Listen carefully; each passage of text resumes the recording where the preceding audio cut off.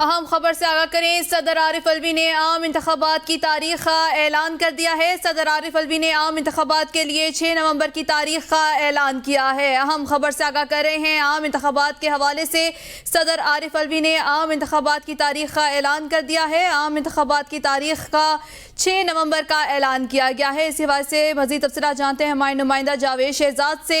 जी जावेद शहजाद, सदर आरिफ अलवी ने आम इंतखाबात के लिए 6 नवंबर की तारीख का ऐलान किया है, मजीद तफसीलात से आगाह करें। जी बिल्कुल जी, सदर मुमलिकत डॉक्टर आरिफ अलवी ने चीफ इलेक्शन कमिश्नर को ताज़ा तरीन खत भेजा है, जिसमें सदर मुमलिकत ने नए इंतखाबात की तारीख मुकर्रर कर ली है।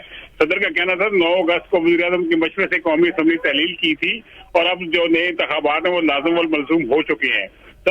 सदर मुमलिकत का कहना था कि आइन के आर्टिकल 48(5) के तहत सदर के अख्तियार है कि असम्बली में आम इंतखाबात के इनेकाद के लिए तहलील की गई तारीख के 90 दिन के अंदर अंदर इंतखाबात कराए जा सके। सदर मुमलिकत ने अपने खत में कहा कि आईनी जिम्मेदारी पूरा करने की खातिर चीफ इलेक्शन कमिश्नर को मुलाकात के लिए मदऊ किया ताकि आइन और उसके हुक्म के मुताबिक इंतखाबात करवाए जा सके और तरीकाकार वाज़ेह किया जा सके। चीफ इलेक्शन कमिश्नर ने जवाब के बरक्स मौक़िफ़ इख्तियार किया कि आइन की स्कीम और फ्रेमवर्क के मुताबिक ये इलेक्शन कमिश्नर का इख्तियार है।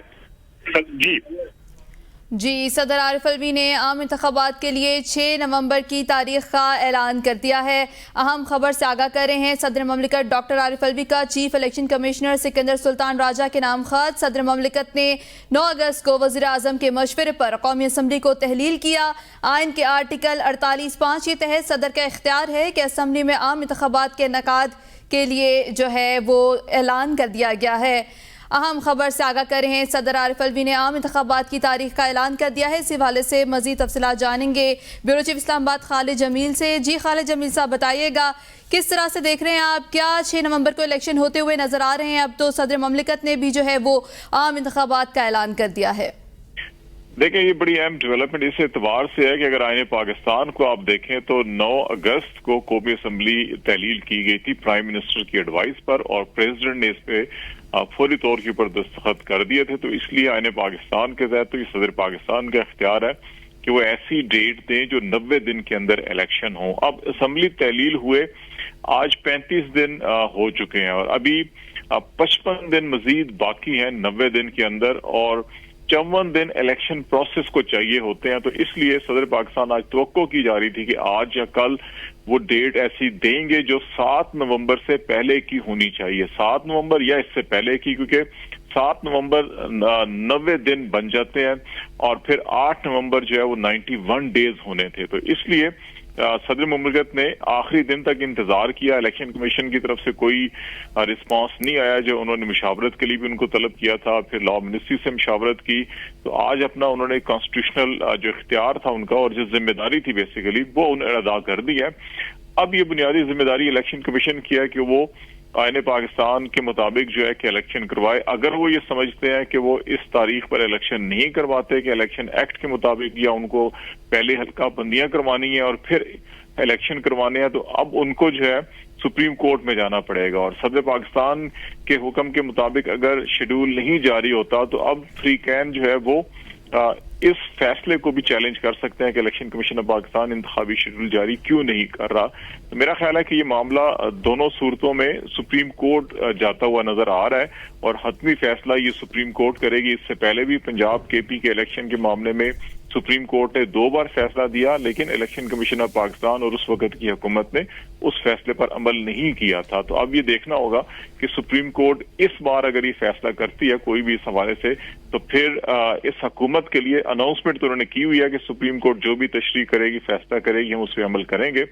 लेकिन अभी देखना होगा कि मामलात क्या इलेक्शन कमीशन ऑफ पाकिस्तान सदर पाकिस्तान की इस अनाउंसमेंट फैसले को तस्लीम करते हैं या इलेक्शन कमीशन ऑफ पाकिस्तान खुद से जो है कि वो सुप्रीम कोर्ट से रजू करता है या इसको खुद ही अपना इजलास बुलाकर इसको मुस्तरद करते हैं या कोई स्टेटमेंट जारी करते हैं।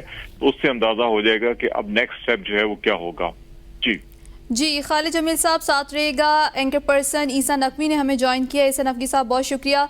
ईसा नकवी साहब, सदर ममलिकत ने आम इंतखाबात की तारीख का ऐलान कर दिया है, 6 नवंबर की तारीख का ऐलान किया गया है। आप किस तरह से देख रहे हैं कि आपको इलेक्शन होते हुए नजर आ रहे हैं?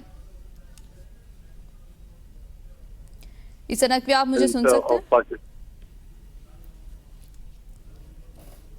जी ईसा नकवी साहब, सदर ममलिकत ने इलेक्शन का ऐलान कर दिया है। 6 नवंबर की तारीख का ऐलान किया गया है। क्या आपको इलेक्शन होते हुए नजर आ रहे हैं? देखिए, इस हवाले से जो नोटिफिकेशन इस पर मेरे सामने जो खत मौजूद है, ये खत जो है वो लिखा गया है चीफ इलेक्शन कमिश्नर को, और इसमें सदर आरिफ अलवी ने 6 नवंबर तक करवाने की तजवीज दी है। उन्होंने कहा कि आर्टिकल 48(5) जो है वो ये कहता है कि आम इंतखाबात जो है वो 90 दिन के अंदर होने चाहिए। तो जो 89th डे बनता है वो मंडे 6 नवंबर बनता है, और उस वक्त तक इंतखाबात जो है वो हो जाने चाहिए। अब जाहिर है कि सदर मुमलिकत की ये आइन के तहत उनकी जिम्मेदारी है कि वो 90 दिन में इंतखाबात का ऐलान करें। सवालात उठेंगे कि सदर मुमलिकत ने आखिर इतना वक्त क्यों लगाया। इस हवाले से उन्होंने 9 अगस्त को गुज़िश्ता माह असेंबली को तहलील करने की समरी के ऊपर दस्तखत कर दिए थे। उसके बाद से अब तक सदर मुमलिकत किस चीज़ का इंतजार कर रहे थे, किस चीज़ ने उन्हें रोका हुआ था। यही आइन का आर्टिकल 48 है, इसका सब क्लॉज 5 है, जो ये कहता है कि जब सदर मुमलिकत असेंबली तहलील कर देंगे तो उन्होंने 2 काम करने हैं। एक, उन्होंने निगरान वफाकी काबीना की अपॉइंटमेंट करनी है, और दूसरा उन्होंने इंतखाबात की तारीख का ऐलान करना है। इस हवाले से 23 अगस्त को उन्होंने बड़े वाज़ेह तौर पर एक खत लिखा था चीफ इलेक्शन कमिश्नर को कि वो आए मुशावरत के लिए, जिसके ऊपर चीफ इलेक्शन कमिश्नर ने माजरत कर ली थी। उन्होंने कहा कि ये इख्तियार अब मेरे पास है, क्योंकि जो इलेक्शन एक्ट 2017 है उसका सेक्शन 57(1) उसमें तरमीम हो चुकी है। इस बात को बुनियाद बनाया था। फिर हमने देखा कि सदर मुमलिकत ने इस मामले को कानूनी राय के लिए वजारत कानून के पास भेज दिया। वजारत कानून ने भी इलेक्शन कमिश्नर जो है, chief election commissioner Sikandar Sultan Raja, उनके मौक़िफ़ जो है उसकी तौसीक की।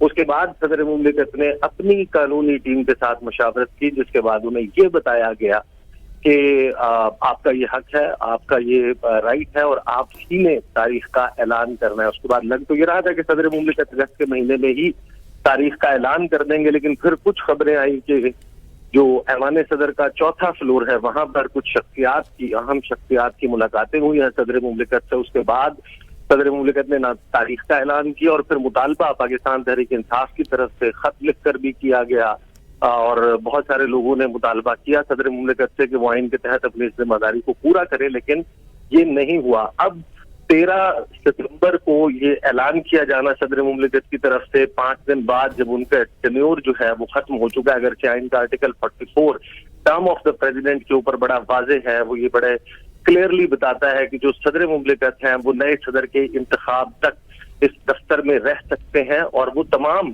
आईनी जिम्मेदारियां पूरी करेंगे। ये भी एक आईनी जिम्मेदारी है, लेकिन इसके हवाले से जो पॉलिटिकल पार्टीज हैं, JUIF है, मुस्लिम लीग नवाज है, पाकिस्तान पीपल्स पार्टी है, वो अब इस मौके पे खड़े हैं कि ये अबूरी सदर है। अगर आइन में इसकी कोई गुंजाइश मौजूद नहीं कि आप उनको अबूरी सदर करार देंगे, ये कहें कि उनके कोई इख्तियारात कम हो गए हैं। बहरहाल सियासी